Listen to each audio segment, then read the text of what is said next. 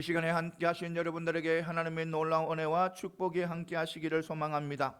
이 시간 하나님의 영광만이 드러나는 귀한 축복의 시간이 되시기를 소망합니다. 오늘 말씀은요, 누가복음 2장 40절에서 52절 말씀이에요. 오늘 말씀은요, 이렇게 자녀를 믿음의 자녀로 이렇게 제목입니다. 그러니까 우리는요, 믿음의 백성들은 믿음의 자녀로 잘 양육해야 되는 거예요. 우리 하나님께서 우리에게 주신 자녀입니다. 선물이에요. 선물이에요. 내가 믿음의 자녀로 살아가면 우리 자녀들도요, 그 믿음을 본받아 믿음의 자녀, 그 믿음의 길로 걸어가야 되는 거예요. 걸어가요. 이것을 분명히 아시고, 언제나 여러분들이 자녀들 정말 아직까지 어린이든 또 장성해서 결혼을 하셨던 어떤 누구든 믿음에서는 어린아이예요. 어느 누구라도 육적으로 어린아이든 육적으로 장성했던 간에 결혼해서 장성 좋은 믿음, 좋은 가정을 꾸려나가던 그 믿음에서는 아직 믿지 않고 있고 또 믿음에서는 바로 어린아이라는 겁니다. 그래서 우리는 믿음의 물러지기 위해서 늘 애써야 된다는 겁니다. 몸부림치고 나가요. 그것보다 더 큰 축복이 없어요. 자녀에게 물려주는 건요, 세상 건요, 아무리 내가 많은 것을 물리줘도요, 그들의 마음을 흡족하게 만족시킬 수 없어요. 아무리 내가 많은 물질을 물려줘도요, 그들은 만족 못해요. 그렇기 때문에 우리가 가장 큰 축복, 가장 즐거워 기쁜 축복은 바로 뭐냐면 믿음을 물려주는 거예요. 이것을 분명히 하시고 언제나 자녀들을 믿음 위에 서도록 늘 기도하시고 또 애쓰고 달려가는 저와 여러분들이 다 되시기를 소망합니다. 오늘 말씀에 보면요, 아이가 자라면 강하여지고 지혜가 충만하고 또 하나님의 은혜가 그 위에 있다고 합니다. 그리고요, 예수님의 부모들은 이래 6월절이 되면 어디로 가냐면 예루살렘으로 올라갔습니다.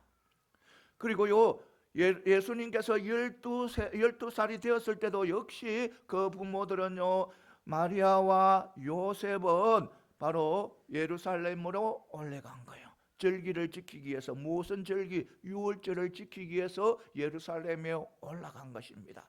그런데요, 그때는 예수님이 12살이지만 그 부모님과 함께 동행을 했습니다. 동행을. 근데 왜 뭐냐면 이스라엘 백성들은요, 6월절이 되면 바로 6월절과 오순절과 장막절 이 세 절기는요, 항상 이스라엘 백성들은요, 그 절기를 지키려면 어디로 가야 되냐면 예루살렘에 가야 돼요. 예루살렘에서 제사를 지내야 되는 거예요. 절기를 지켜야 되는 거예요. 절기를 지켜. 그래서 예수님의 가정에 어머니 마리아와 요셉은 항상 6월절 되면 어디로 올라가면 예루살렘으로 올라갔다는 겁니다. 그리고 그 예루살렘을 그러니까 6월절을 지키기 위해서 올라갔다는 거예요. 그리고 또 예수님이 12살이 되었는데 그들과 함께 하였다는 겁니다. 그런데요, 예수님이 12살밖에 안 된 유년기에 있지만 이 예루살렘에 가서요, 성전에서요, 이 교사들과, 그러니까 랍비들과 말씀을 토론하는 거예요. 말씀과 율법에 대해서 토론을 하는 거예요. 예수님께서. 그리고요, 토론을 하다가 보니까요, 6월절이 끝마치고 집에 돌아가는 것도 모르고 이 선생님들과 교사들과 이래 토론을 하고 앉는 거예요. 그것도요, 부모도 몰란 거예요. 예수님께서 랍비 선생님들하고 토론하는 것들 모르고 집을 출발을 해버린 거예요. 그런데요, 하루길을 지나가 보니까 아들 예수가 없는 거예요. 그래서 친척들한테 물어보기도 하고 아는 사람들에게 물어보기도 하고 또 여러 사람들이 모르는 거예요. 여러분, 하루길을 갔습니다. 갔는데요, 없으니까요, 여러 사람들에게 물었습니다. 물고 오니까 없어요. 그래서 결국 어디까지 왔냐면 예루살렘 성까지 온 거예요. 예루살렘 성까지 왔는데 그것이 사흘이나 걸린 거예요. 사흘이 걸려서 예루살렘에 오는 보니까 예수님께서 자기 아들 예수님께서 무엇을 하고 있냐면 교사들과 선생님들하고 랍비들하고 이 말씀을 토론하고 있는 거예요. 토론하고 있는 거예요. 여러분, 부모의 마음은 얼마나 놀랍겠어요. 하루 동안 갔는데 자녀가 없는 거예요. 아들이 없는 거예요. 얼마나 놀랐으면요, 하루길밖에 가지 않는 그거를요 사흘이나 걸렸어요. 돌아오면 다시 만나는데, 예루살렘까지 오는데. 그러니까 오면서 이곳에 물어보고 저곳에 물어보고 막 찾는다고 얼마나 이리 뛰댕기고 저리 뛰댕겼을 거예요. 하루 만에 가는 길을 사흘이나 걸려서 도착을 했으니까. 그만큼 예수님의 어머니 마리아와 아버지 요셉은요 그 아들 찾으려고 애를 쓴 거예요. 애를 쓰고 어서 어디에 도착했는데 예루살렘에 도착하니까 아니나 다를까 예루살렘에서 바로 예루살렘 성에서 랍비들하고 교사하고 있는. 그런데요 그 같이 토론하고 있던 교사들이요 놀라는 거예요. 예수님의 지혜에 놀라고 예수님의 대한 그들의 질문에 대한 대답하는 것에 놀라고 너무너무 놀라는 거예요. 그러니까 그것을 안 부모 마리아는 그 예수님을 찾아서 어떻게 해서 우리를 염려시키냐는 거. 자신과 아버지가 너를 염려하는 거 몰랐다는 거예요. 그러니까 예수님께서 하시는 대답이 내가 내 아버지 집에 있어야 할 줄을 몰랐다는 거예요. 그러면서 이제 따라가게 되는 거예요. 예수님께서는 또 부모님을 따라서 어디로 내려가냐면 나사렛에서 내려갑니다. 나사렛에서 내려가서 순종하며 높이 따라고 하는 거예요. 받들었다고 하는. 그러니까 부모님에 대해서 자신이 아들로서 최선을 다해서 이렇게 모셨다는 겁니다. 모시고 그리고 지혜와 키가 자람으로 누구에게? 하나님에게. 또 누구에게? 사람에게. 더욱 사랑을 받았더라는 거예요. 더욱 사랑이 더하셨더라는 거예요. 그러니까 누구에게? 하나님에게. 또 누구에게? 사람에게. 이거 중요한 거예요. 우리 믿음의 백성들은요 이 말씀이 굉장히 중요한 거예요. 하나님에게 또 사람에게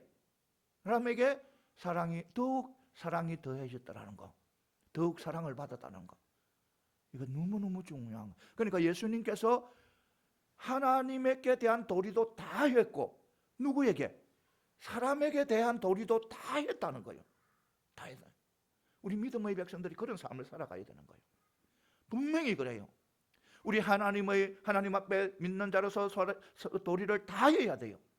그리고요 우리 인간으로서 사람으로서 또 부모에게, 형제 자매에게, 또 자녀들에게, 또 이웃들에게 도리를 다 해야 된다는 겁니다. 그것이 믿음의 백성이에요. 그것이 성도예요. 하나님의 자녀예요. 이것을 분명히 하시고 오늘 말씀을 통해서 몇 가지 은혜 받는 귀한 축복을 누리는 귀한 시간 되시기를 소망합니다. 먼저 예수님은 정상적인 그런 육체를 가진 완전한 인간으로 오셨다는 거예요. 완전한 인간. 죄된 인간이 아니고 완전한 인간으로 오셨다. 죄가 없으시고 흠이 없으신 분. 그러니까 40절은 예수님의 유년기에 대한 간략한 보도입니다. 유년기. 그러니까 유년기의 성장 과정에 관해서 이야기하고 있는 겁니다. 그러니까 그렇다면요, 우리 예수님께서요 유년기에 어릴 때 다른 사람들과 특별했습니까? 특별한 다른 사람들이 다른 어린아이들과 다른 정상적인 어린아이들과는 다르게 다른 모습이었습니까? 아니라는 겁니다. 아니라 똑같은 모습이었다는 겁니다. 그러니까 다른 정상적인 어린아이와 같이 똑같이 자라났다는 거예요. 이래 40절에 보면 40절에 말씀이 나오잖아요. 아이가 자라며 강하여지고 지혜가 충만하며 하나님의 은혜가 그 위에 있더라. 이것은요 정상적인 아이와 똑같이 자라났다는 겁니다. 그러니까 자라며 강하여지니까. 그러니까 이 말은 뭐냐면 육체적으로 5살 또 자라며 6살 7살 자라면 자랄수록 강하여졌다는 거예요. 건강하게 자라났다는 거예요. 건강하게. 똑같이 이래 정상적인 아이들은 나이가 자라면 자랄수록 육적으로도 건강해지잖아요. 예수님도 그랬다는 거예요. 뭐 5살, 10살 되면 더욱더 자라나고 육축으로 그런 일반 그러니까 정상적인 아이와 똑같은 모습으로 자랐다는 거예요. 그리고 지혜가 충만했다는 거. 지혜가 충만 정상적인 아이처럼 나이를 먹음을 따라 뭐라 정신적으로나 지적으로 자라났다는 거예요. 그대로 뭐 5살이면 5살 그대로 지혜가 그대로 멈춰 있는 것이 아니고 지식이 그대로 멈춰 있는 것이 아니고 5살, 6살 쭉쭉 하면 자라났다는 지식과 지혜가 정상적인 아이들처럼 그렇게 자라난 거예요. 그리고 하나님의 은혜가 그 위에 있었더라. 그러니까 하나님의 자녀로서 하나님을 잘 섬기며 하나님을 믿고 의지하면서 살아왔다는 거예요. 정상적인 아이들처럼. 여러분, 그러니까 우리 이 말은 바로 예수님께서 다른 아이처럼 정상적인 아이처럼 특별하게 자라난 것이 아니고 정상적인 아이가 돌에 걸려서 넘어지고 울고 하는 것처럼 또 홍역에 걸리고 아프게 감기도 걸리고 하는 것처럼 예수님도 똑같다는 거예요. 돌에 걸려서 넘어지며 울기도 하고 또 감기도 걸리기도 하고 몸살을 앓기도 하고 그런 모습으로 똑같은 모습으로 이래 자라났다는 거예요. 그러니까 이것은 바로 무엇이냐면 이것은 바로 정상적인 아이와 똑같이 자라났다는 이 말은 바로 어떤 의미냐면 우리 예수님께서 온전한 인간으로 태어났다는 거예요. 온전한 하나님이면서 온전한 사람으로 태어났다는 거예요. 성령으로 잉태되어서 태어났지만 성령으로 해서 출생했지만 완전한 아이처럼 완전한 사람처럼 완전한 인간으로 태어났다는 거예요. 그래서 사람들과 대화하기도 하고 그리고 사람들과 교제하기도 하고 그리고 무엇보다도 죄 없이고 흠 없인 그 육체로 죄를 대신해서 대속제물로 드릴 수도 있은 거예요.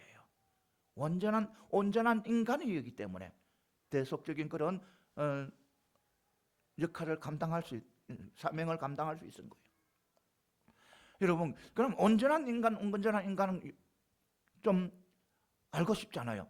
그러니까 온전한 인간은 바로 어떤 인간이었냐면 죄 없고 흠이 없는 인간인데 어떤 인간이냐면 아담 아시잖아요. 인간의 첫째 사람 아담 있잖아요. 아담이 죄를 저질렀잖아요. 선악과를 따먹었잖아요. 선악과를 따먹어서 죄를 저질렀잖아요. 그 이전에 죄 짓기 이전에 온전한 인간이었습니다. 아담이요 선악과를 따먹기 전에는요 선악과를 따먹기 전에는 온전한 인간이에요. 죄가 없는 인간이었어요. 죄가 없는 사람이었어요. 아담이. 그런데 무엇 때문에 선악과를 따먹음으로써 무엇이 되었다? 죄인이 된 거예요. 죄를 가진 인간이 되어버린 거예요.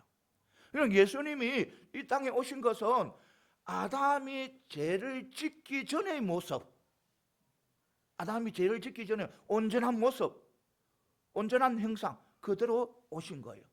그러니까 죄가 없고 흠이 없는 거예요. 그 전에는 아담이 죄를 짓기 전에는 바로 온전하고 흠이 없는 그런 인간이었어요. 죄를 지음으로 통해서 모든 사람들이 다 죄가 돼요. 그러니까 이런 말이 있죠. 첫째 아담은 모든 사람을 어디로? 죄 속으로 밀어버리고 그냥 죽음 속으로 밀어버리고 첫째 아담은. 둘째 아담은 자신이 몸을 던져서 모든 사람들을 만다 살리는 아담이라는 거예요. 그러니까 첫째 아담은 선악과를 따먹고 전부 다 인간을 다 지옥으로 가도록 하는 그런 아담이었고 예수님은 둘째 아담으로서 자신을 들여서 모든 사람을 살리는 그런 사람인 거예요. 그래서 예수님이 오신 것은 온전한 인간으로 오셨다는 겁니다. 온전한 인간으로 오셨기 때문에 우리의 죄를 대속한 거예요. 대속할 수 있는 거예요. 그래서 우리는 예수님께서 온전한 인간으로 오신 거요, 우리를 위해서 또 대속의 죄를 지신 거요. 너무 감사하면서 우리는 신앙생활을 해야 되는 거예요. 신앙생활하고 우리 자녀들에게요, 그 믿음을 물려주어야 되는 거예요. 오직 예수님을 바라보고 예수님에 대해서 우리에게 그 주신 큰 은혜에 감사하면서 우리가 삶을 살아갈 때 그 신앙을 또 우리 자녀들에게 물려줘야 된다는 겁니다. 그러니까 우리 자녀들이 그 속에서 또 아름답게 살아갈 때 또 하나님께서 우리 자녀들을 귀하게 여기고 또 들어서시는 겁니다. 이것을 분명히 하시고 우리 자녀들의 신앙에 우리 예수 날마다 기도하고 나아가는 저와 여러분들이 다 되시기를 소망합니다. 그 다음에 뭐냐면 말씀은 우리 신앙의 기반이 되어야 된다는 겁니다. 말씀이 우리의 신앙. 이 보면 41절에서 51절은요. 41절에서 51절은 이래 예수님의 이래 소년기 때의 하나의 일합니다. 율법에 의하면요, 이스라엘 백성들 성인들은 다 매년 세 차례, 아까 조금 전에도 이야기했어요. 매년 세 차례 예루살렘에 올라가서 제사를 드려야 되는 거예요. 언제 하냐면 바로 유월절과 오순절과 장막절, 이 세 절기 때는요, 이스라엘 백성들이 항상 어디에 올라가야 된다? 예루살렘에 올라가. 어디 아무리 먼 곳에 있든지, 아무리 다른 나라에 가 있든지, 어떤 나라가도 유월절을 지키고 또 오순절을 지키고 장막절을 지키려면 어디로 와야 된다? 예루살렘으로 와야 되는 거예요. 예루살렘의 성전에 와서 그것을 지켜야 되는 거예요. 그래서요, 이래 바로 예수님의 가정 역시 이래 유월절 때에 예루살렘 성전에 간 사실을 이렇게 말씀하고 있는 것입니다. 그리고 예수님께서 12살이 되는 때에도 어김없이 그 가정은 예루살렘으로 올라갔습니다. 그리고 중요한 것은 바로 12살 된 예수님께서 동방한 것입니다. 그때요, 그런데 갔는데요, 이 예수님 12살 된 예수님이 어린 소년 그러니까 소년 예수님이요, 이 선생님들과 율법에 대해서 뛰어난, 정말 말씀에 대해서 뛰어난 랍비 선생님들하고 이렇게 토론을 벌이는 거예요. 토론을 벌이는데요, 하나 그거 없는 거예요. 못 잘하는 거예요. 그들보다 더 뛰어난 지식을 가지고 하나님의 말씀에 대해서 더 잘 알고 있고 율법에 대해서 더 잘 알고 있는 거예요. 그러니까 이 말은 뭐냐면 예수님께서요, 어릴 때부터 말씀에 대해서 굉장히 이래 사모하고 말씀대로 살아가려고 말씀을 알려고 노력했다는 겁니다. 너무너무 많은 노력을 했다는 겁니다. 그러니까 그 부모 마리아가 이 예수님을 말씀대로 살아가기 위해 또 말씀을 가르치기 위해서 그만큼 많은 노력을 했다는. 그러니까 12살이 된 정상적인 아이처럼 자랐는데 그만큼 예수 말씀에 대해서 율법에 대해서 많이 아는 거예요. 그러니까 어릴 때부터 말씀을 배우고 말씀에 대해서 잘 알고 정말 말씀에 심취해 있으니 어떻게 공성회를 시작할 때 마귀가 예수님을 시험하잖아요. 그러니까 돌을 뜰덩이를 만들어라. 성전에 데리고 가서 뛰어내리라. 저 높은 산에 데리고 가서 보여주면서 나에게 절하라. 그러면 이 모든 것을 너에게 주겠다. 이런 시험을 하잖아요. 그런데 그때 시험을 무엇으로 예수님께서 물리쳤어요? 사단 말씀으로 물리쳤잖아요. 말씀으로. 그리고요 또 마태복음 22장에 보면요, 이 율법 지도자들과 이래 율법에 대해서 토론을 하는데 율법의 지식으로 그들을 다 물리치는 거예요. 그러니까 어릴 때부터 말씀에 기초되어 있으니까 이래 어떤 상황에서도 사단의 시험에 넘어지지 않고 세상의 유혹에도 넘어지지 않는 거예요. 여러분, 우리도 마찬가지예요. 우리도 말씀 위에 서야 되는 거예요. 말씀을 묵상하고 말씀을 알기에 애를 써야 되는 거예요. 말씀이 기반이 되어야 우리 신앙은 안 흔들리는 거예요. 말씀이 기반이 안 되면요, 어떤 의단이 와서요, 조그만 달콤한 이야기가 이단이 딱 와서요, 달콤한 이야기 하면요, 대순에 넘어가 버려요. 그래서 말씀에 늘 말씀 묵상하고 말씀을 읽고 배우고 해나가야 되는 거예요. 그러니까 우리도 자녀들에게도 늘 말씀을 가르치고 애를 써야 되는 거예요. 말씀을 가르치는 것보다 더 중요한 것 없어요. 정말 우리가 보면요, 우리 저도 그랬겠지만, 저도 젊었을 때 그랬겠지만, 보면 우리 젊은 분들 보면요, 다른 거는 다 이렇게 자녀들에게 가르치려고 애를 써요. 그런데요, 말씀에 대해서는 그렇게 귀하게 여기지 않는 분들이 너무 많은 것 같아요. 정말 집에서 정말 교회에 와서 조금 말씀 좀 배우고 아이들이 조금 배우고 거기서 끝내도록 하는 것이 너무 많은 거예요. 그랬으면 안 되는 거예요. 그래서는 절대로 안 되는 거예요. 교회에서 말씀을 듣고 집에서도요, 부모들이 말씀 안에 서고 말씀을 가르치고 말씀과 같이 애우고 그렇게 해나가야 되는 거예요. 그리고요, 장성에 결혼해서 정말 장성에 있는 자녀들에게도요, 가서 예수님 말씀을 많이 해야 되는 거예요. 예수 이야기도 많이 해야 되는 거예요. 그들이 싫어해도 할 수 없는 거예요. 그들이 싫어해도 그것이 축복이기 때문에, 그것이 놀라운 축복이기 때문에 그들에게 위험을 받아도 뭘 해야 되냐면 복음을 전해야 되는 거예요. 말씀을 전해야 되는 거예요. 그게 놀라운 축복이기 때문에. 자녀들에게는 어떤 상황 속에서도 우리는 자녀들이 말씀 위에 서도록 늘 애쓰고 기도하고 나아가야 된다는 것입니다. 이것을 분명히 믿고 나아가는 저와 여러분들이 다 되시기를 소망합니다. 예수님께서요, 이래 말씀에 쓰니까 이래 사단의 유혹에도 넘어지지 않고 또 어떤 상황 속에서도 이래 흔들리지 않는 거예요. 그러니까 말씀 위에 서야 세상의 어떤 파도가 밀려와도요, 흔들리지 않는 거예요. 아무리 힘든 상황에, 아무리 어려운 상황에 와서도요, 말씀 위에 서 있으면요, 흔들리지 않아요. 아무리요, 이단이 와서요, 유혹해도요, 흔들리지 않는 거예요. 그러니까 말씀 위에 서는 것이 그만큼 중요하다는 겁니다. 우리가 그랬잖아요. 우리가 보면 에베소서에 보면, 에베소 6장에 보면 우리가 마귀를 물리치기 위해서는 무엇을 입어라? 전신갑주를 입으래요. 하나님의 전신갑주를 입으라는 거예요. 전신갑주를 입고, 그리고 성령의 검 말씀을 가지라는 거예요. 말씀을 가질 때, 성령의 검이 있을 때 어떤 사단도 다 물리칠 수가 있는 거예요. 이것을 분명히 아시고 우리는 달려가는 저와 여러분들이 다 되시기를 소망합니다. 사랑하는 성도 여러분, 우리 정말 우리 자녀들에게 말씀을 가르치려고 애를 쓰시기 바랍니다. 집에서도 늘 말씀 외우게 하고 또 말씀대로 살아가고, 안 그러면 또 시간이 없으면 아침에 같이 일어나서 한 절 같이 읽기도 하고 그렇게 늘 말씀 안에서 그러니까 자녀들을 양육해 나가시기를 이래 기도드리겠습니다. 늘 이래 하나님의 은혜 가운데서 말씀이 그만큼 중요하다는 겁니다. 그러니까 우리에게 말씀을 주셨잖아요. 그러니까 이 말씀대로 살아가는 것은 바로 뭐냐면 하나님과 동행하는 삶이에요. 하나님과 동행하는 삶. 말씀대로 살아가는 것이 바로 하나님의 동행.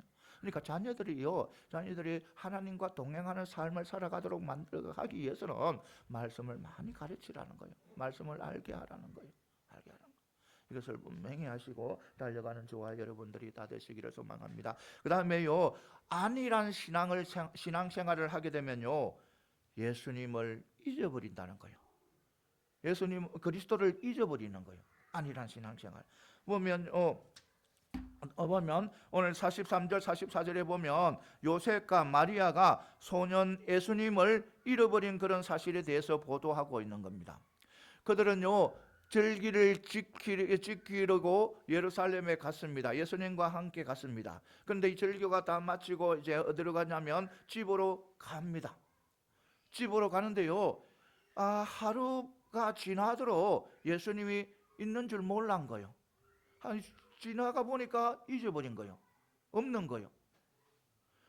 그럼 우리가 인간적으로 생각하면 정말 너무하지 않나?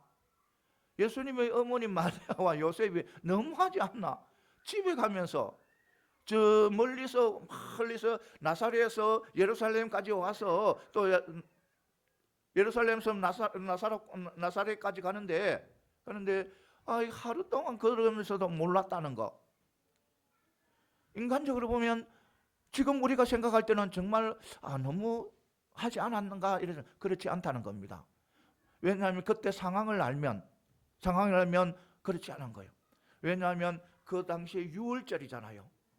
유월절에는요 많은 사람들이 어디로 몰려오냐면 예루살렘으로 몰려옵니다. 지방에 있는 많은 사람들, 외국에 있는 사람들도, 유대인들은 다 유월절을 지키기 위해서 어디에 온다고 했습니까? 예루살렘 성으로 온다 이거예요. 예루살렘 성전으로 오야 되는 거예요. 그래서요 많은 사람들이 몰려왔습니다. 그런데 요 집에 갈 때는, 되돌아갈 때는 다 이래 무리별로, 지역별로 함께 모여서 가는 거예요. 그러니까 예수님이 나사렛으로 가잖아요. 그러니까 나사렛에 집에 있는 사람, 나사렛에 집에 있는 사람들, 가정이 있는 사람들은 다 함께 모여서 출발을 하는 거예요. 출발을 하고 그 다음에 어린아이와 여인들은 앞쪽에 서서 가고, 또 남성들은 어디에서 뒤쪽에서 따라가고, 그래서 출발하는 거예요. 그러니까 당연히 마리아와 요셉은 예수님께서는 어디에? 그 무리에 있었다고 생각한 거예요. 그 무리에. 그러니까 나사렛으로 가는 그 무리에 자신들의 아들 예수가 함께 있다고 믿은 거예요. 그런데요 조금 부모는 아니란 생각을 가지고 있은 거예요. 그러니까 그 무리에 있을 것이라는 그런 아니란 생각을 가지고 있는 거예요. 가지고 있습니다. 그러니까 하룻밤 지나다 보니까 잊어버리고 없는 거예요. 이것은 바로 뭐냐면 우리의 신앙생활도 마찬가지라는 겁니다. 우리의 신앙생활을 아니란 신앙생활, 이 무리에 있으면, 이 무리의 이 공동체 속에 있으면 예수님께서 나와 함께 하겠지, 하나님께서 나와 함께겠지, 그런 아니란 생각을 가지면 안 된다는 겁니다. 그런 아니란 생각을 가지면 누구를 잊어버릴 수 있다? 예수님을 잊어버릴 수 있다는 거예요. 내가 믿음의 공동체에 있는데 또 큰 이래 정말 믿음이 좋은 그런 공동체 교회 속에 있는데 하나님께서, 예수님께서 함께 하겠지, 그런 아닌 생각으로 이래 예배를 드리고 이렇게 기도를 하고 그렇게 하면요 예수님을 잊어버릴 수 있는 거예요. 그러니까 내 삶 속에 예수님의 흔적이 안 보이는 거예요. 분명히 나는 예수님의 공동체에 들어있는데 내 삶 속에는 예수님의 흔적이 안 보여요. 예수님의 사랑이 나타나지 않아요. 예수님의 용서가 나타나지 않아요. 예수님의 십자가 보혈이 보이지 않아요. 그러니까 예수님을 잊어버린 거예요. 그런 상황이 될 수도 있는 거예요. 내가 아니란 믿음 생활을 하게 되면. 공동체는 예수입니다. 예수 정말 은혜로운 그런 교회 공동체 속에 있고, 또 어떤 사람들은 큰 교회 공동체가 있고 좋은 목사님 말씀 전하시는 대단한 목사님 그 공동체 속에 들어있어도 내가 아니란 신앙생활을 해버리면,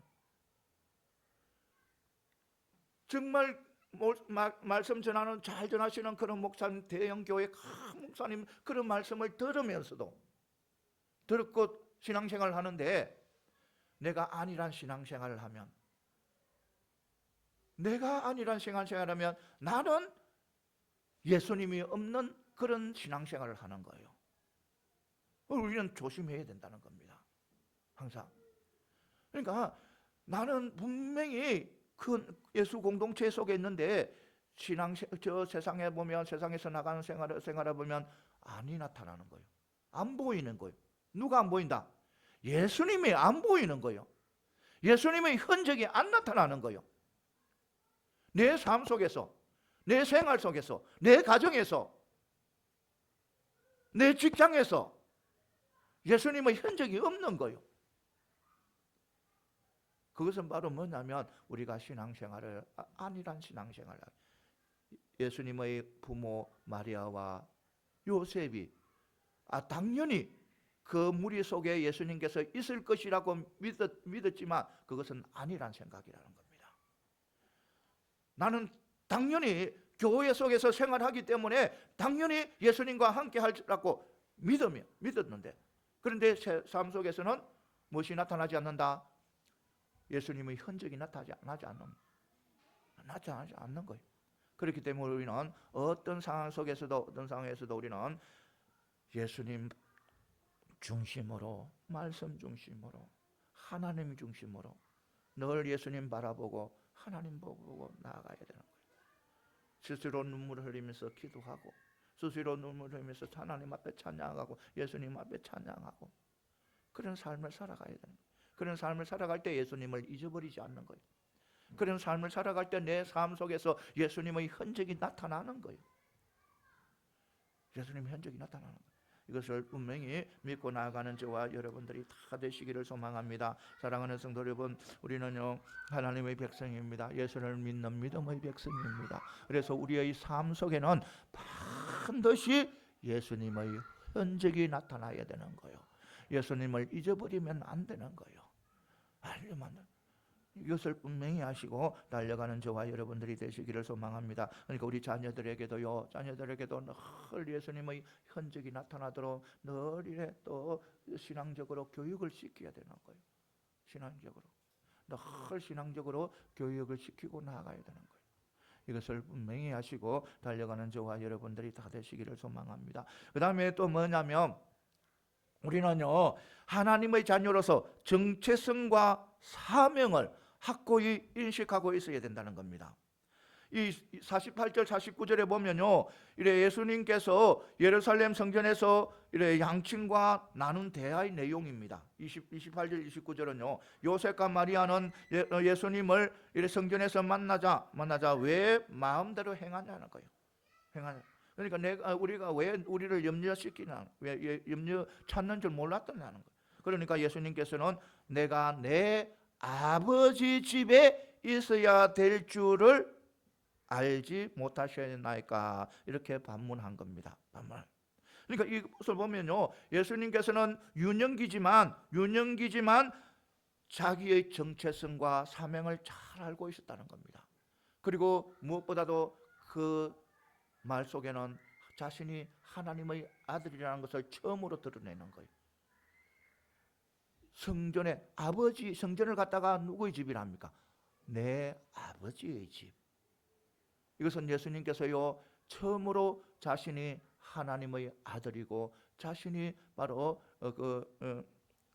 하나님의 자녀라는 것을 바로 이래 드러냈다는 겁니다. 그러니까 자기가 누군가를 잘 알았다는 겁니다. 자기 정체성이 무엇인가를 잘 알았던 거예요. 예수님께서 어릴 때. 그러니까 그가요 그때 어릴 때부터 잘 아니까 십자가 지는 그날까지 정말 흔들림 없이 십자가를 향해서 하나님의 뜻을 이루기 위해서 달려간 거예요. 흔들림 없이 그렇게 살아간 거예요. 그러니까 정체성을 알 때 주님처럼, 예수님처럼 흔들림 없이 나아가게 되는 거예요. 그러니까 보면 그랬잖아요. 내가 하늘에서 주님께서 그랬죠. 내가 하늘에서 내려온 것은 내 뜻대로 하기 아니요 누구의 뜻대로, 나를 보내신 분들 뜻을 이루기 위해서 이 땅에 오셨다는 거예요. 그러니까 예수님께서 이 땅에 오신 것은 하나님 아버지의 뜻을 이루기 위해서 왔다는 거예요. 그리고 인자가 이 땅에 온 것은 섬김을 받으려고 온 것이 아니고 도로 섬기고 자신의 육체를 누구에게? 많은 사람들에게 무엇을 희생제물로 드리기 위해서 온다는 거예요.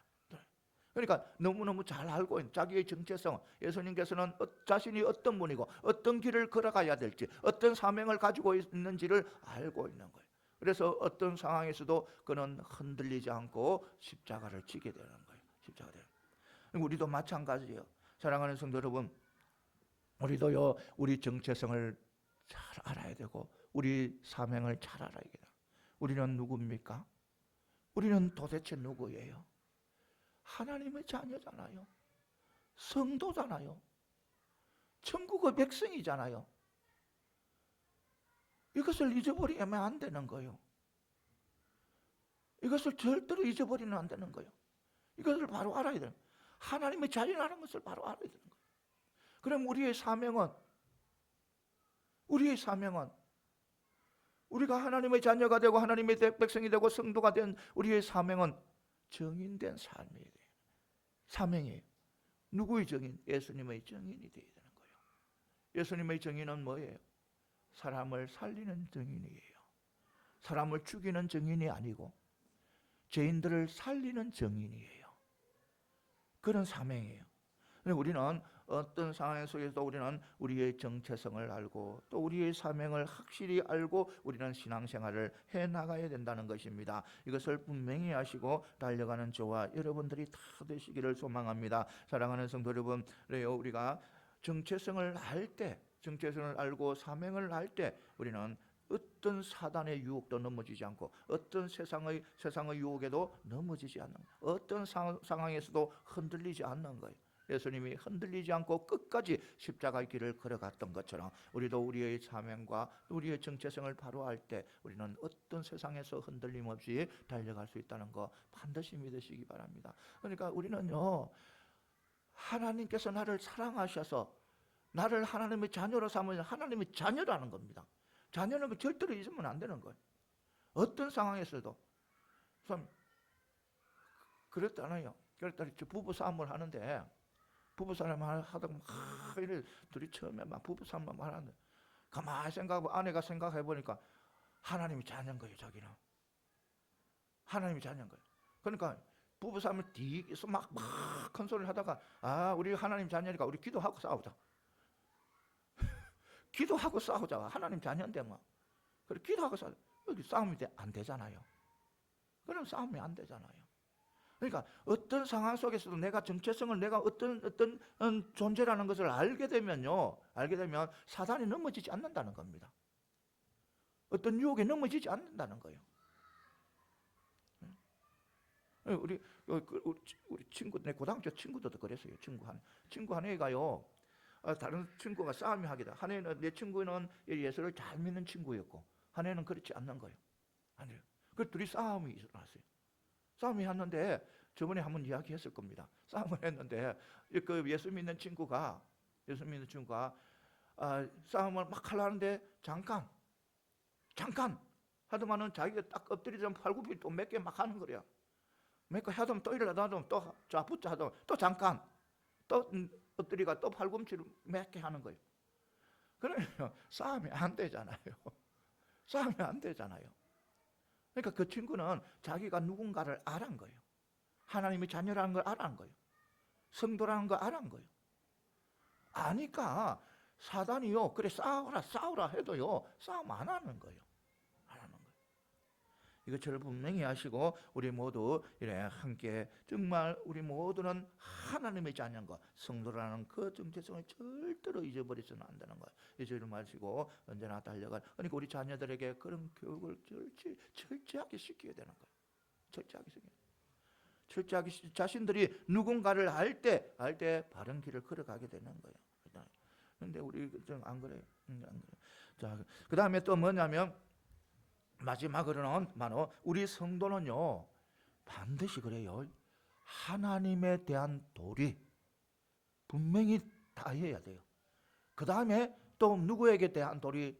사람에게 대한 도리 다 해야 돼요. 다 해야 돼요. 이거 분명히 우리는 알아야 되는 거예요. 보면 52절에 보면 예수는 그 지혜와 그 키가 자라가며 하나님과 사람에게 더 사랑스러워 가시더라 이렇게 한 거예요. 누구에게? 하나님에게. 누구에게? 사람에게 더 사랑스러워. 그러니까 이 예수님께서는 키가 자라며 더욱더 성장해가며 하나님에 대한 도리를 다 할 뿐만 아니라 누구에게? 사람에게 대한 도리도 다 했다는 거예요. 다 했다는 거예요. 그리고 51절에 보면 나오잖아요. 예수님께서 함께 내려가사 나사렛에 이르러 순종하여 받으리라. 그러니까 아들로서 또 부모님에게 순종하고 부모님을 잘 받들었다는 거예요. 그러니까 예수님께서는 하나님의 아들로서 도리를 다했을 뿐만 아니라 세상 사람들에게도 도리를 다 한 거예요. 도리를 다 했으니까 누구에게? 사람들에게도 사랑을 받은 거예요. 사랑을 더 받은 거예요. 그런데요, 요즘 보면 그런 사람들이 참 많이 있어요. 어떤 사람들이 많이 있나면 바로 하나님을 잘 섬기는 정말 믿음 좋은 사람처럼 보여요. 믿음 좋은 사람 보이는데요, 그런데 사람들에게는요 손가락질 당하는 사람이 있어요. 그요 잘못된 거예요. 하나님 앞에 정말 믿음 좋은 것처럼 보이는데 세상 사람들에게 막 손가락질 당하고 저 사람 이런 사람이다 저런 사람이다 하고 손가락질 당하면요, 그요 바른 믿음이 아니에요. 분명히 그래요. 여러분 생각해 보시기 바랍니다. 하나님을 섬긴다면서, 하나님을 사랑한다면서, 하나님을 존경한다면서 부모님을 존경하지 않고, 또 형제 자매를 사랑하지 않고, 자녀들을 사랑하지 않고, 이웃들을 사랑하지 않으면 하나님이 기뻐할까요? 싫어할까요? 기뻐하지 않아요. 하나님은요, 하나님 앞에 도리를 다해야 되지만 누구에게? 사람에게 도리를 다해야 된다는 겁니다. 그것을 기뻐하는 거예요. 여러분, 안 보이는 사람에게, 내 눈에 보이는 사람에게 바로 하지 못하는데 안 보이는 분에게 바로 할 수 있다? 전부당 몸부당이요. 안 돼요. 그건 거짓말이에요. 분명히 사도 요한이 그랬잖아요. 하나님을 사랑한다면서 말은 하지만 형제를 미워하면 그는 누구다? 거짓말장이라는 거예요. 거짓말. 나 하나님을 사랑해. 하나님을 철저히 믿고 하나님을 너무너무 사랑해. 그런데 집에 가서는 형제를 미워한다? 그것은요 잘못됐다는 겁니다. 잘못됐다는. 그러니까 거짓말이라는 거예요. 사도 요한은요 거짓말이라는 거예요. 그래서 우리는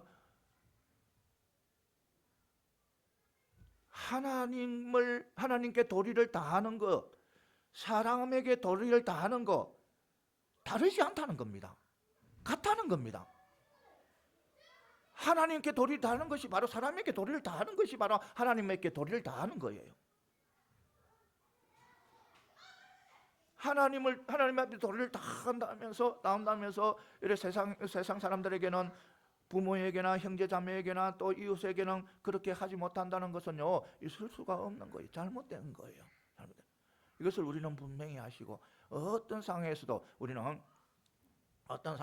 바로 사람에게 도리를 다하는 것이, 누구에게 도리를 다하는 것이다? 하나님 앞에 도리를 다하는 것이다. 이것을 분명히 알아야 되는 거예요. 우리 하나님께서는 원수까지도 사랑하라 하셨잖아요. 원수를 위해서도 뭐 하라? 축복의 기도를 하라 했잖아요. 축복의 기도라. 그러니까 우리는 사람에게 최선을 다해야 된다는 겁니다. 사람이 도리를 다해야 되는 거예요. 교회 일을 조금 한다 해가지고, 교회를 일을 한다 해가지고 가정에 소홀히 하면 안 되는 거예요. 교회 일을 열심히 한다 해가지고 직장에서도 소홀히 하면 안 되는 거예요. 안 되는 거예요. 분명히 그래요. 하나님을 사랑하고 하나님을 의지하고 하나님 바라보고 살아간다면요, 그런 존재라면요, 가정에서도 자기의 부모로서 최선을 다해야 되고, 자녀로서 최선을 다해야 되고, 형제 자매로서 최선을 다해야 되고, 도리를 다해야 되고, 세상에 나가서도 정말 하나님의 자녀로서 최선을 다해 도리를 다해야 되는 거예요. 사랑해야 되는 거예요. 이것을 분명히 우리는 알아야 되는 거예요. 그것이 우리 기독교예요. 기독교. 하나님을 섬긴다면서 세상 사람들은 내 마음대로, 내 뜻대로 너그 마음대로 하라, 그건 안 되는 거예요. 이스라엘 백성들이 바로 마지막 말라기 때는요, 하나님을 섬긴다면서요, 세상에 대해서는요, 부모에 대해서는요, 정말 그 도리는 아무것도 안 했어요. 그렇기 때문에 하나님께서는 도저히 안 돼서 뭐냐면 400년 동안 침묵을 지켜버린 거예요. 가르침을.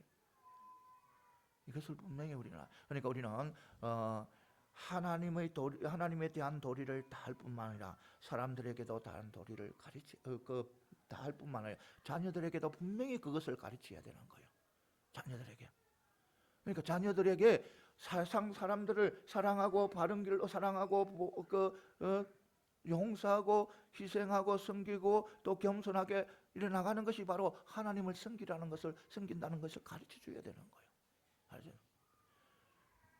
하나님 섬기는 것 따로 세상 사람들을 섬기는 것 따로 그것이 아니에요.